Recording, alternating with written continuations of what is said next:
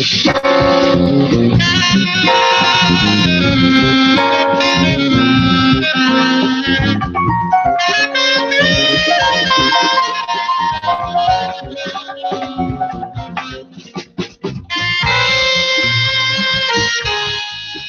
to Chocolate for the Soul with Ramona. Today I am super excited about our show today. It is the last Monday in October and we're going to talk about breast cancer awareness. And this show is about triumph. We're going to meet three amazing women who beat breast cancer.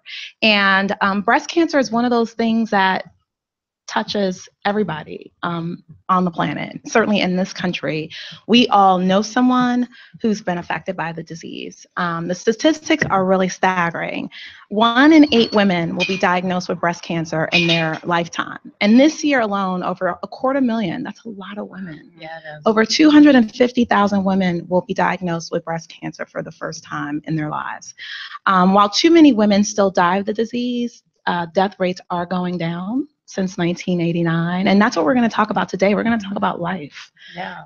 And before I forget, I want to thank our sponsor, Kimberly Raya at Fly Girl Dance and Fitness. We have 3 members here who are going to share their stories and really just inspire us again to tap the passion within and just to live and follow our dreams.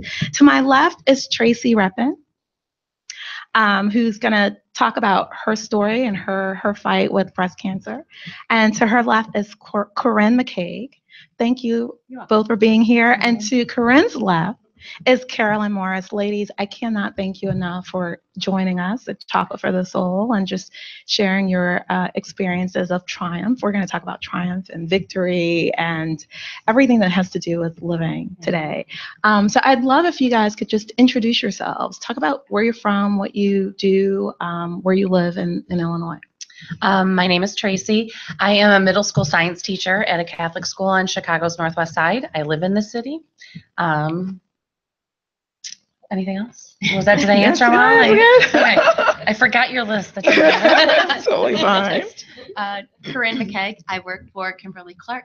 I do their digital marketing. I also live in the city near Carolyn, near Tracy. Mother of 2 teenage kids, married to a Chicago firefighter, and live in Chicago as well. Oh, you trumped me. Yeah. Actually, our husbands work together. Yeah. Both have fireman husbands. Yeah. And 2 kids. Yeah. I'm Carolyn. I am 32 years old. Just finished breast cancer treatment a couple months ago, July. I ironically help run the daily operations at a cancer center in the north suburbs. And yeah, just trying to find my new normal and talk about life. Wonderful. And living. Well, thank you again, ladies, for being here and agreeing to share your stories with others. I really want to dedicate this show to every woman. We talked about that staggering statistic. So every woman who has been or will be diagnosed with breast cancer this year. Because, and I don't have breast cancer, but I remember having 3 friends diagnosed in 1 year. Wow. I have a cousin who was recently diagnosed, and I can't just imagine that moment. The fear, the anticipation, and then having someone actually tell you that you have breast cancer. Can each of you sort of share what that, I'm going to call it sort of the defining moment, even though it may or may not have been a defining moment in your life. If you can sort of share with our audience, what was that experience like for you?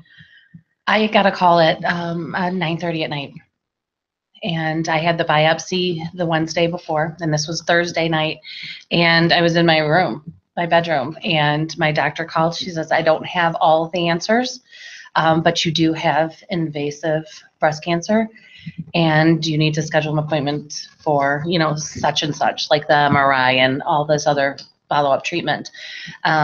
So that was a conversation my husband and I had.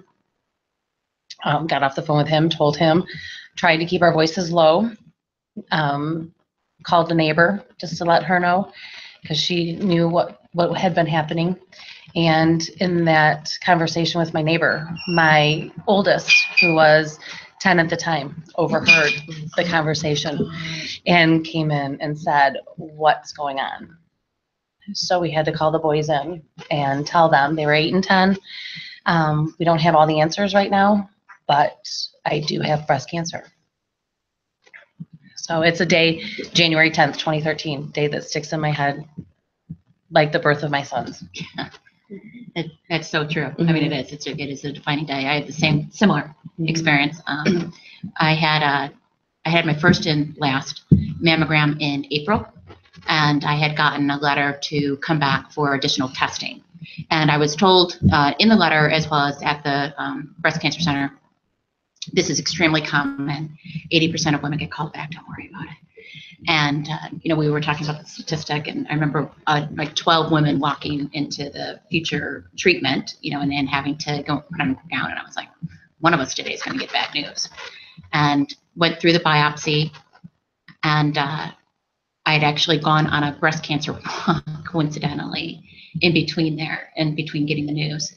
And I hadn't told him anything about what was going on. And he had said, is every woman walking here have breast cancer? And I said, no, of course not. I don't have breast cancer. But then you get that little like voice in your head. He goes, well, you might. You're like waiting for the results. You could. And then 2 days later, I got the call. And I got the call coming home from work. I was driving. I had to pull over, wrote everything down. Didn't understand what anything meant. I was like, I have no idea. I wrote down I was grade 1, stage 1. Went home, told my husband, same thing, closed the doors, do not tell the kids. I called my mom. She's a former nurse and also cancer survivor. And, she kind of talked me through it. And then when I felt ready, I told the kids, but it was May 17th. It's weird. It sticks with you. My story is a little bit different just because I felt a lump, and being 31 years old, I kind of not got the brush off, but, I really had to fight and say, hey, I'm worried about this. I've had this for about a month. I feel this in my armpit, like something's not right. And then I, work at a cancer center, like I said, and my coworkers actually all rallied, did a breast exam. They're like, yeah, we need to get you, checked out. So, got me an appointment the next day, got my mammogram, and, I know the doctor, so I have a little bit of a different experience. And so she came in, it was like, no, let's not wait. This is not good. We really need to figure out what this is. We need to biopsy it. But once I saw the mammogram report, I kind of got myself ready because, you working in a cancer center, I kind of knew a little bit more. And so I knew then. So once I got the call, to confirm what I thought, it wasn't as bad. I don't think that I cried until they told me that it was stage 3. That was, I think, the scariest part. 31, not married, no kids. I didn't even think that I wanted kids until I didn't have the choice anymore, or that choice was going to be taken away from me. Yeah, October 20th was my anniversary, my 1-year anniversary of being diagnosed. And it sticks in your head. And yeah, Who was the first person that you told, Carol? I'm trying to remember who the first person I told. I think I called one of my coworkers, because not only do I have, nurse practitioners and doctors as colleagues, but we have nurse navigators who actually are in the system to help you through your, breast cancer diagnosis. And that was the person that I called because she kind of knew everything. Her name is Kathy. So, yeah. Talk about after getting the news, and we kind of talked about this offline, right? There's the first inclination might be to go research. Like after you sort of tell your loved ones, and you sort of attach the disease to you personally, you think, okay, I'm going to go research. I'm going to go look up data. I'm going to look up treatment options. And one of the things we were talking about offline is sort of the research is even either more scary or more confusing. What was sort of the next step for you is even thinking about treatment or considering options or what to do? For me, I had a great team of doctors. So I had my breast surgeon was phenomenal, and she's top notch. So I trusted everything that she was telling me and the path that she guided me on. And once you're diagnosed, you are constantly busy. I had to go in for an MRI. Then I had the MRI picked up that it was in another location. So then they had to do a biopsy on that. Then it's scheduling appointments to go see the plastic surgeons here. Mhm. Here are two options. I had the old guy who was all implants, old school. And then I went to University of Plastic Surgeons, and they did a deep flap reconstruction. So they took the belly fat to do the reconstruction. I had to have the MRI, then had to have a CAT scan of the belly to make sure the blood vessels. So you are going. And I had maybe a week where I had no appointments between before my surgery. And that week was the worst week of my life, because I was, do I get rid of both? Do I keep one? But I was getting sick in the mornings thinking about what's going on in my life, because I didn't have anything to do. Once I got back to having something to do, then it wasn't so bad, because then I was not focused on my diagnosis. I think when you first are going through what are the steps, who is my team, who is going to be there to help me medically, professionally, I found that what really helps is having someone attend every appointment with you.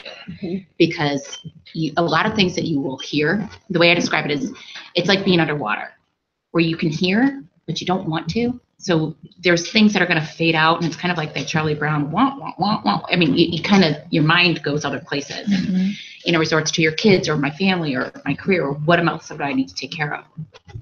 So having someone at all of the appointments definitely is something I advocate for and encourage those that are going through this to do. Some people like to keep it private, and be stoic and try to take it on their own and don't want to burden everybody because there are so many appointments. I mean, there's just so many things that you have to do and then in between.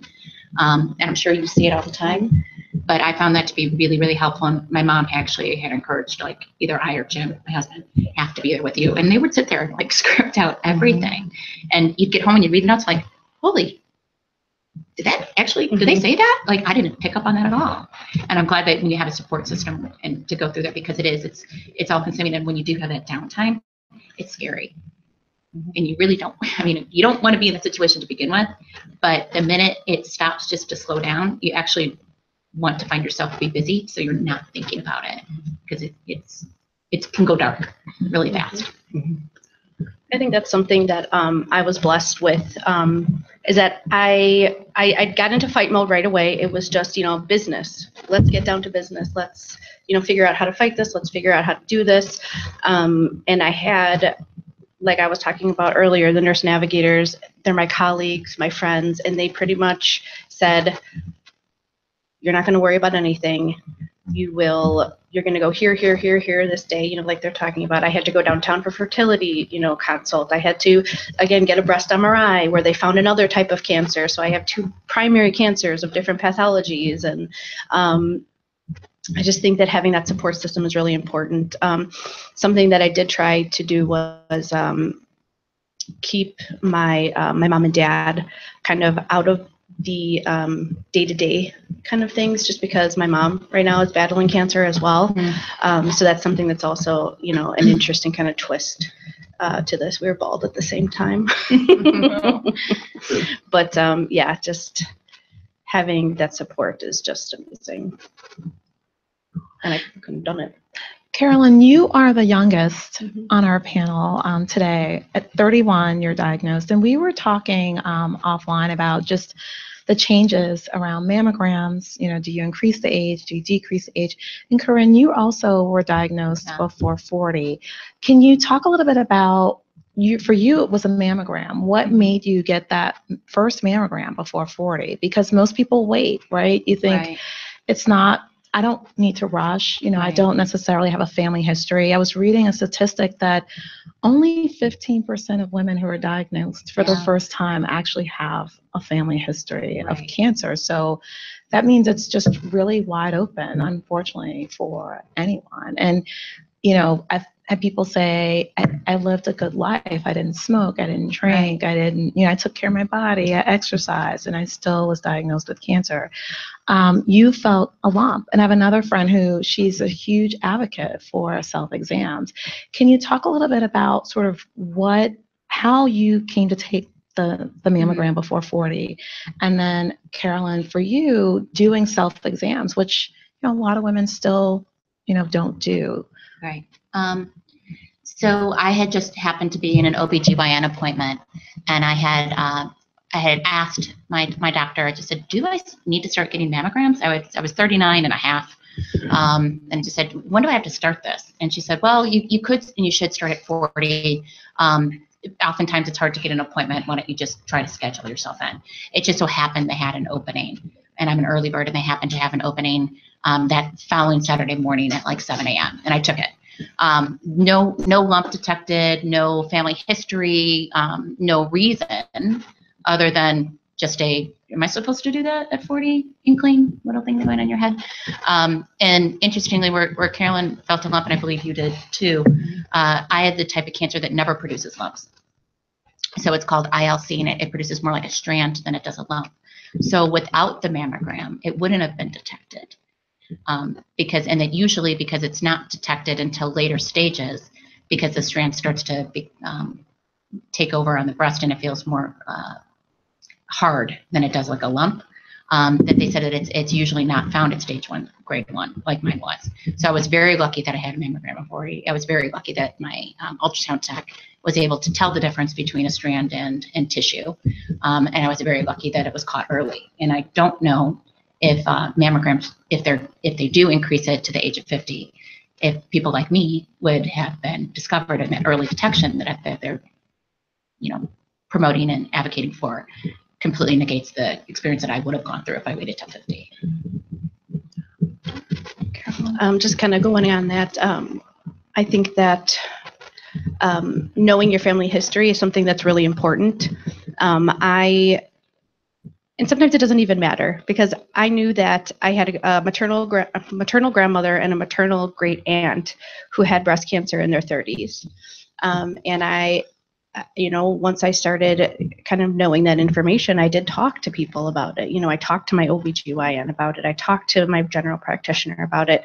When should I start? Well, your mom doesn't have anything. There's nothing, a brother, a sister, nothing like that. So, you should be okay.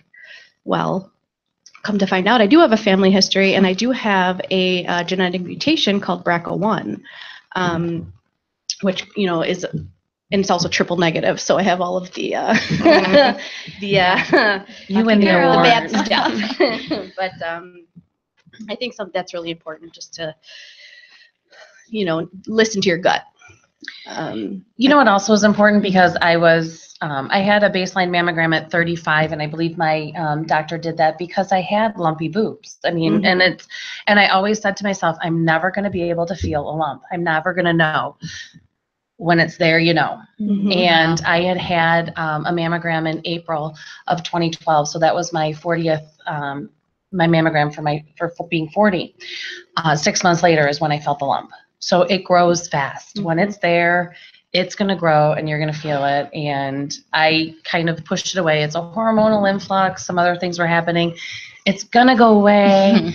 I'm going to go for my wellness exam in December, which ended up being pushed to the beginning of January. I can hold off. And then immediately when I went into my doctor, she's like, you are now going from a wellness exam to a diagnostic, and you need to go have a diagnostic MRI and an ultrasound and yada, yada, yada. So the whole, whether your boobs are smooth or lumpy, the difference. you have to feel them. Yep. And it was in October, you see all the commercials, make sure that you check yourselves. And so I did. And then I'm like, oh man, really? Yeah. Go away. And ask questions, I mean, if your doctor gives you the brush off, then, either get a new doctor or advocate for yourself, because it's really important. I mean, I don't think any of us would be here if we didn't advocate for ourselves. No. And I always said, because both my parents died from brain cancer, glioblastoma, and that's a vicious, horrible cancer to have. And that was a cancer that if you told me that I had GBM, I would have been, okay, it stinks, but it makes sense. Yeah. Me having breast cancer, no one in my family has it. I do not have the gene. It doesn't make sense. So it's hard. That's also hard to wrap your head around, and why me? We have the pity parties. Why me? why did this happen? You know, what is going to be my purpose now? And doing shows like this, that makes it why us. Wow. Yep. Can you talk about your treatment, what you each decided to do, how it worked for you, and if you don't mind sharing either a time in your treatment where you knew, I'm going to beat this, like you just kind of know in your heart, or a time in your treatment where you weren't really sure, you know, how it would go. Either one. Okay. So I ended up going with deep flap reconstruction. My MRI showed that it, according to the MRI, it was nowhere else other than in my breast, my left breast. A new spot was found in a different location. So we went in with the whole, we're going to do the reconstruction at the same time. Again, they used the belly fat deep flap reconstruction to recreate my breast all at the same time. It was a 13-hour surgery. I had 5 ports coming out of, you know, 3 on the left, or 2 on the left breast, 1 on the right, and then out of each of my hips where it was collecting the blood. Painful. I'd rather give birth again without the epidural than having to go through that. But, you know, it was a decision we made because we didn't think it was going to be in the lymph nodes. And it turns out that I did have 2 lymph nodes that were active. So then it was basically, you know, when they bring your case to a cancer board, all the doctors get together and they show your case, they share your case. At Lutheran General, it was a Tuesday afternoon. You know, they talk about it, they discuss what the treatment plan is. And because it was in my lymph nodes, I had no option. I had to have chemo. And for me, there was, I am HER2 negative, which tells you how aggressive the cancer is. If you're positive, you have a more aggressive form. If it's negative, it's not as aggressive. So I was HER2 negative, and I got into a study where I received a drug called Herceptin for a year, and they give it to patients who are HER2 positive because they have shown that it has benefits to them. So I was fortunate enough to get into the study. Still went through the typical chemo that I would have had, but then I had the Herceptin arm added onto it. So hopefully, you know, it's not going to come back. I was grade 1, stage 1, and I had a cancer called ILC, which again doesn't produce lumps, and it is considered not as aggressive as some others. Because it was found early and because it was not in the nodes, I did not have to do chemo. But I'm a smaller girl, and my breasts were very small back then. So they had told me that I didn't have an option other than a mastectomy, and it was my choice whether or not I was going to have both breasts removed. They did inform me that with ILC, it does like to return in 10 years, and I said, screw that, I'm not coming back at 49. You can take them both. I did not care. So I had a different type of reconstruction than Tracy did. I had what's called just a reconstruction breast. So they put in expanders into your chest. So after you have the mastectomy, you are fairly flat. But you need to have tissue expanders placed into your chest, and then every week they expand the tissue around your chest with a little bit of saline. So you go back into the plastic surgeon's office weekly. It expands the tissues, and then you get to a point where you say what you're comfortable with the size, and then they will exchange out the expanders for implants. At that time, it took about a year. Now I understand it goes a little bit faster than the experience I had 6 years ago. But to answer your question as to, you know, when did I know I was going to beat it? It was after I'd had the surgery, and I woke up and I remember looking at the scars and looking at the drains, and it's ugly and it's awful. And I was like, this isn't coming back. And you just do. You find this like inner grit that you're just like, I'm no pity party, no cry. There's no sense about crying about it. It is what it is, and you need to move on. I did start, you know, eating better, and we can get into that later. There's some of the changes that we all made, I'm sure, because of it. But it was pretty immediate after the surgery. I mean, you have to go forward. You don't want to go back. Right. So, and, you know, not to take anything away from Carolyn, who doesn't have kids, but, you know, she has a family to live for. We had our children. So, you know, my motto, and some people don't like it, but it is what it is. You just got to go with it. You take your little, you know, you have a little pity party, and then you move on. Yeah. And you face the days. I was in the best spirits ever actually going through this whole process, because I just am, what else am I to do? Right. You know, I asked my internist one time for some Xanax for the times when you might get a little anxious. And she's like, well, yeah, I think you need to go on an antidepressant. And I had postpartum, so I know what being depressed is from that. And I was like, I'm not depressed. This is for when I need to take the edge off. And so she wouldn't do it, so I left her behind. Yeah, you find your own team. Yeah. You find what works right, but Right. you do. You stay positive and you move forward. And maybe some of that is because you don't want people to see the ugliness of it, and maybe it's because you don't want to be part of the ugliness of it anymore.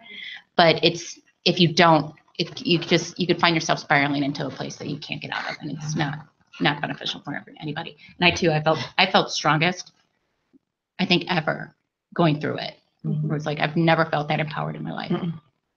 It's weird. It is. It's so weird. It is weird. It is. I think I knew I was going to beat it as soon as I saw my whole team kind of rallying, and not only being my team, but my medical team, but being my colleagues. Just having that support system and being able to talk about it. And, like the other girl said, there's just no time to, have a pity party. It's just, let's go, let's fix this, let's just get in fight mode. I am not done with all of my treatment. I'm done with the medical part of my treatment because I was stage 3 and I had a positive lymph node. I actually had a 5-centimeter tumor in my lymph nodes. Yeah, that's how quick it was. I had a 1-centimeter tumor that matched the same pathology, and the lymph node was bigger. So that just shows you how aggressive my triple negative tumor was. And so I did chemo. I started chemo in November. I was diagnosed in the end of October, started chemo in the beginning of November. And then I had surgery on March 20th, double mastectomy. And then, as Corinne was saying, I have tissue expanders placed right now. So those are actually, I'm done with the expansion phase.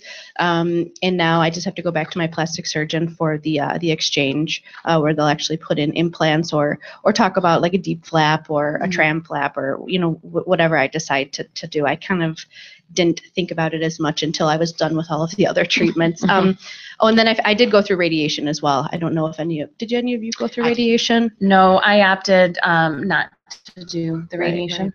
So I finished that in July, and that was interesting. It's like a big sunburn. It doesn't go away, right? It stays with you. Yeah, I mean, the sunburn part is gone, but yeah, my skin is very discolored, and I have these permanent little tattoos where they tattoo you where the lasers go. But so it's pretty neat. But yeah, that's kind of my journey. So I'm still at the end of it, but like I said, there was no time to feel sorry for yourself, and you just get in fight mode. Yeah. So Each of you talked about, in your own way, sort of fighting for your life, right? And can you share with us, what are some of the things that you do different or see different, right? Sort of this, I don't want to say a new lease on life, but you do have a different way, a different lens, having now fought this awful disease. How do you see life differently? Like, what are some of the things that you do now that you didn't do before, things that you don't procrastinate on or put off, or those kind of things? I think I have a lot more patience. Really?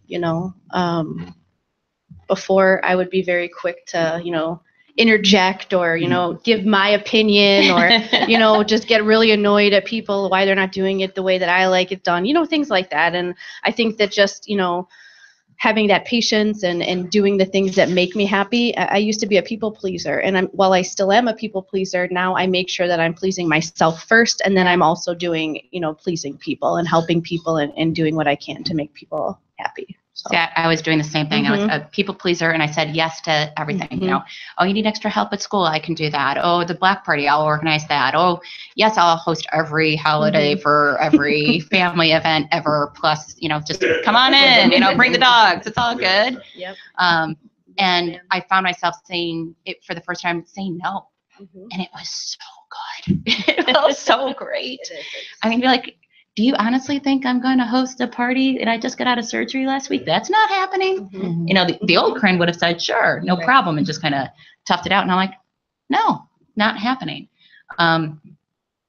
But finding time for yourself was something that I hadn't done before. I hadn't, took time to hang out with friends or have a girls' night or even a date night. Mm-hmm. It was just moving to work and moving with the kids' activities and moving with the kids' school that I didn't do anything for myself. I mean, I was surprised that I even made it to an OB/GYN appointment because I wouldn't go to the doctor, barely went to the dentist. It's like all those little things that are important to take care of yourself.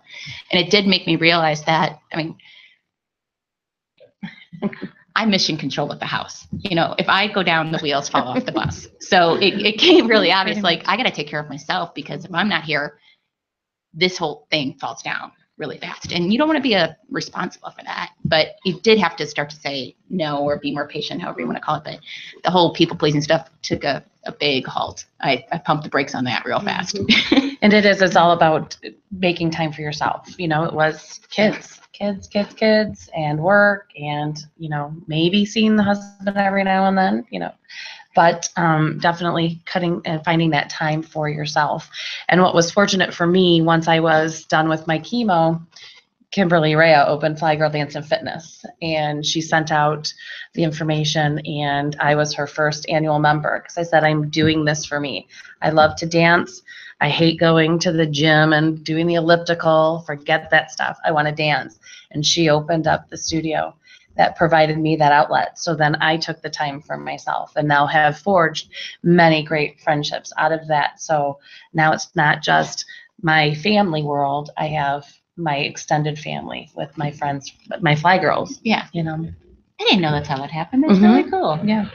That is awesome. You are listening for Chocolate for the Soul with Ramona, and today we're talking about beating breast cancer. And I would like to thank our sponsor, Fly Girl Dance and Fitness. Kimberly, we're shouting you out. And Scene Chicago, thank you. Thank you. Our chocolate martini bartender. Thank you. So, ladies, what advice would you give to women who, we talked about that staggering statistic, over 250,000 are getting diagnosed this year alone. What advice do you give women who are hearing you have breast cancer for the first time? What do you say to them? Find a support system. Mm-hmm. Find somebody, at least one person, Mm-hmm. that you can rely on to vent, to be there, be the shoulder to cry on, to go with you. I went to many chemo appointments by myself, and while that was fine, it's nice to have somebody sit there for the couple hours that you're hooked up to the pump, so having somebody, come with you to the appointments, come with you to chemo. I kept a journal on Caring Bridge for all of my chemo visits, so that my family and friends could experience a journal with me, or the journey with me, who were out of town. Find a way, journal, do something, find someone that's going to help you navigate through this. With a stat of 1 in 8, it won't be very hard to find somebody. And I think one of the best things to do is find someone that has gone through it. Ideally, maybe has a similar background as you, or going through similar things. Like I reached out, or I was connected with someone that also had kids around same age as your kids going through it. Because it was like, what do you tell the kids, and how do you be there for them? That was important for me. One of the things I did do to change is find new goals. So not eating well and not taking the time out to cook family meals because I was too busy. I found the time to do it. I wanted to start learning how to make healthier meals at home. I wanted to take time to make my family a higher priority than I had in the past. And I wanted to start working out. So similarly to you, I started to run, and I took my kids on with me on 5K runs, and then they started to expand to 10K runs. And within a year and a half, still going through surgeries, I ran the marathon. So didn't think I could do that, but you find yourself pushing yourself into goals that you never thought were possible. They're possible. It keeps you occupied and keeps you healthy, and it's inspirational, not just for yourself, but for those that are your support system, like your kids and your family. I'd say one foot in front of the other. Take it day by day. It's a very overwhelming, humbling experience. And you don't want to overwhelm yourself. And I think that just kind of going one step at a time is probably the best advice. And again, find people, your support system. I was young, I didn't have kids, but that's also, another aspect of it. There's not a lot of people like me. There's not as many people like me that don't have kids, that are young. And that was something that I struggled with, trying to find people like me to talk to. But then once I found them, they're my girls now. And you just can't, you're never going to break those friendships. But you got to take it day by day, and don't overwhelm yourself. You just live your life in the present. Each of you talked about staying busy, and sort of that putting your foot forward in front of the other, staying busy, that sort of getting into fight mode. And Tracy and Corinne, you talked about that quiet time, like the 1 week before your surgery, or that where you had sort of this really quiet space that made you scared. Or would you advise women who are going or just been diagnosed or going through treatment, stay busy? Is quiet time important? Like, did you find journaling helpful, or did it enter into that sort of borderline scary dark side? Well, the journaling I did when I was in the chemo portion, that was, I stayed, it was, positive. It wasn't, didn't get any, wasn't that gray, scary area. But had I had, the friendships that I now have through Fly Girl, if I had my little tribe, I think that week would have been a little bit better, because they would have kept me busy, but I had my kids and my husband, and, making sure everything was in place to, I didn't know how long I was going to be in the hospital, nothing. So, having to get all that stuff organized, making sure the kids were going to be taken care of. And but again, it's not like you can sit and read a book. Right. It's Hallmark Movie Channel, Lifetime movies, like watching those, those kind of things would, kind of take your mind off of it. But you go into your head a lot, and that's just a spot that you don't want to be during that downtime. And it's a long journey. I mean, you have as Carolyn kind of pointed out, there's the pre-planning, and then there's the surgical part, and then there's the post-surgical part, and there's the reconstruction part, and then there's treatment. And I mean, there's many, many, many legs on this. So when you find yourselves in a little bit of downtime, you should try to find something else to do. And I don't advocate for this, I went back to work right away. Like I got out of the mastectomy, and I was back within 2 weeks, which was silly. And again, really looking back on it, stupid. I could have kept myself busy by going to a Cubs game, I could have done something else. So I do tell people, like, don't feel like you're disappointing people by not showing back up to work or not being at that girls' night out. Just find something to do, but don't stay home alone, because again, you can kind of go into that pity party, and then you're taking 2 steps backwards in your fight. But it's a long journey. I mean, you're still in it, and it's been over a year for you. So you do find various different periods of quiet, and you don't always need to be busy. You don't always have to be somewhere, but it just be careful and mindful of those busy times, and try to just reach out to a friend, and your friends will be there for you. If you just say, hey, can we just go out for coffee or tea? No one's going to say no. So it's finding those opportunities to just be present with your network and with your friends. You actually are taking me to my next question, which is for parents and spouses and children and siblings and friends. How do we support our loved ones who are recently diagnosed or going through treatment? How do we be there for them in ways that really matter? I had a friend who did a meal train for me for the mastectomy part. So we had, and between that and the guy at the firehouse, the cook at the firehouse, we had meals during my mastectomy coming out of our ears. Like, it was tons. Then it stopped. And there's that whole journey that no one, the chemo journey, that everybody kind of puts aside. Yes, I had major surgery, but I'm not done yet. So setting up those meal trains, giving gift cards so that people don't have to worry about a meal. I did, there's a company, Cleaning for a Reason. So I had my house cleaned once a month for 4 months from this company that donated their time to people going through chemo. So, hire a maid for somebody, or, house cleaner for somebody. Yeah. I lost my job because I hadn't worked there for a full year, so I couldn't go on FMLA. So I was out of income for 7 weeks, GoFundMe page or, those kind of things, because it's a financial burden too, depending on what the situations are. So just little things. And people don't realize how long it actually is. Mine was about, I think, 2 years. Yeah. 2 years, the journey was. So it is those things that help out, especially when you're going through chemo or you're sick or you've just had the surgery.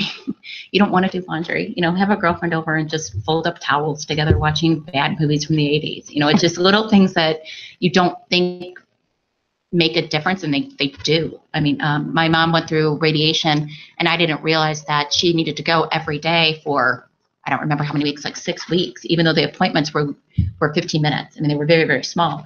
But she didn't want to drive all the way downtown for a 15-minute appointment. And all she really needed was somebody to take her there, to drive around the block a couple times. And then she'd pop right back out. But you don't know these things until someone actually explains to you the journey they're going through and the time that they need to do it. So just try to make yourself present and ask. I mean, I guess if you're looking, it's like, what can I do for you? Or explain to me what you're going through this week or at this time, or what does that look like? And you'll see and you'll hear opportunities that you can bring in food or take the kids out, or, can I take you out for coffee? Because it is longer than most people are aware of. They think that chemo is a couple sessions and done, and you'll be right as rain in 3 months.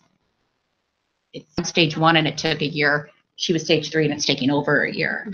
And I was probably on the shortest journey between definitely these two ladies. So it just ask. I would say ask questions of what can I do to help, and we'll give you a chore. We'll find something for you. I think listening is something to support the person, listen to what they're thinking. You need to vent sometimes. You're angry, you're mad, you're sad. There's all of these, things that are going through your head. Just, be that ear to listen, like Corinne said, brings a bunch of silly, mindless movies over, just to laugh and, forget about things. I had a really good thing to say, now I can't remember. Chemo brain is real. Yes, it is. It'll come back. Can you ladies share what are some of the things that you're looking forward to doing? What are some of what's on your bucket list? I mean, you're still all very young. No one here is 50. What's on your list of things that you want, places you want to go, things you want to do, see?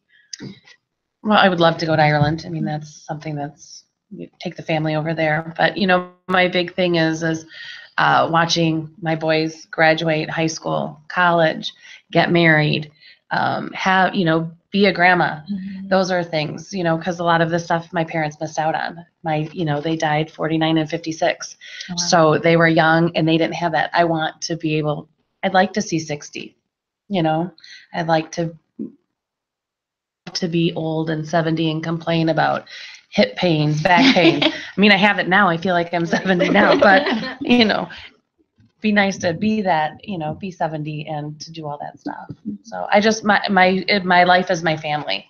So I want to continue doing our little vacations around the country and maybe make it overseas and then, and watch them grow up. Similar. I mean, I have kids that are around the same age as Tracy's kids, and, as much as I know that I said it was like I was there all the time, and I want to be there for the times that really matter. And I want them to want me to be there for times that really matter too. But yes, of course, I'd love to see different places around the world. We do family vacations. We do make that a priority now. Before it was kind of like if we had the money or if we had the time, and now we save up for it and now we make the time. It just changes in your shift and your focus a little bit. And it's amazing when you want something that how you can make it happen. So, just being more there for my kids when it really, really matters. I think something that's on my bucket list that I've just started to do is get out in the community outreach, advocacy, things like that. I work for a cancer center, and so I have a lot of ways of getting involved in the community. Being on the board of the American Cancer Society is something that I've started looking into. Things, doing things in the community with other survivors, making sure that, poorer communities have the education, things like that. Just getting involved in the movement and in the places that really, need advocacy and help. So that's something that's on my bucket list, besides the traveling and all that kind of fun stuff. But yeah, I think that's my number one goal right now. That's cool. So this is Breast Cancer Awareness Month, and we've had conversations about, things that women really should or must do to take care of themselves. What are some of those things? Like, what would you advise every woman, regardless of her status or diagnosis? I mean, we've talked about self-exams, we've talked about mammograms, we've talked about, healthcare. What are some of the things that you would advise women based on your experience? What are things that we all just need to do for our own health, our own sanity, physically, mentally, emotionally? The main thing, take time for yourself. Make sure you do something that you love to do at least once a week. That's really important, I think.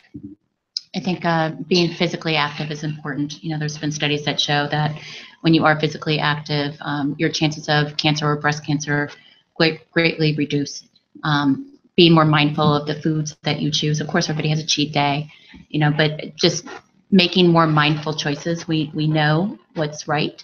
I think what brought us all together is the common goal and love of dance and, being around girls and just being able to get out and be a little bit more physically active and fit.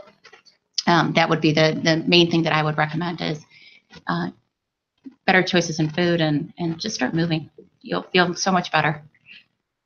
I think I'm going to piggyback a little bit on what Tracy said, but I think that the mental aspect of going through something so big and emotional, I think a lot of times gets overlooked. It's all about the health. Like, what would you do? Like, eat healthy. Like, that all goes to it. But, like Tracy said, doing things to keep, your sanity and keep your mental capacity, for yourself.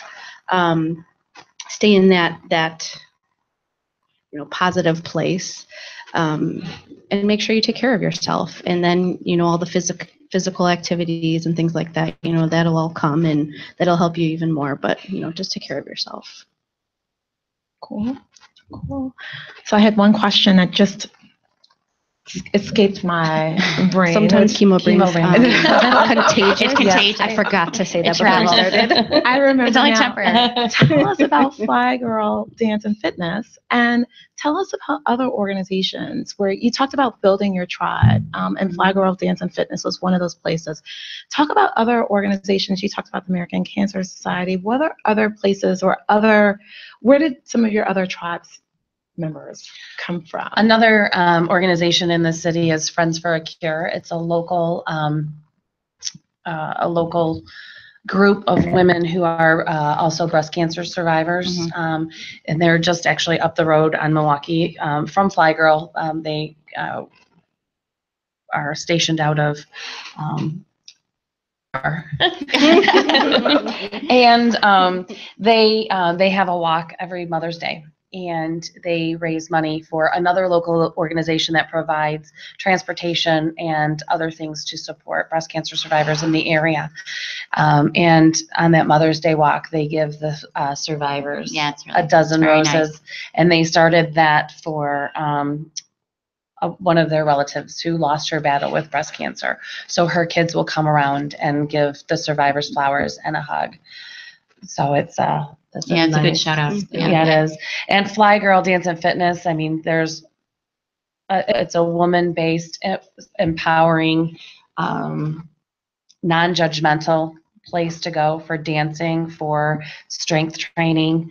And we also do a lot of warm-ups for diabetes, all rides and park rides we did it for. So we give back to the community as well.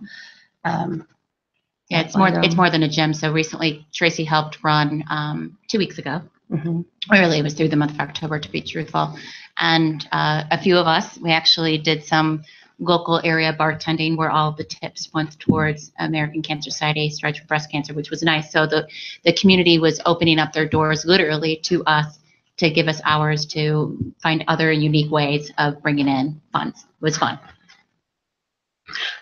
Corinne, can you talk about other organizations that were helpful to you or associations that sort of provided supports or continue to provide supports to you and your family? I was involved with Friends for a Cure, so I also knew Tracy through that.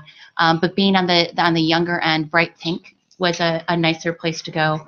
It helped connect women that were under the age of 45 and meeting other women going through similar circumstances. So I did reach out to them, and they had provided some people to talk to, and they had some also, Chicago-based events that were really interesting and neat to go to.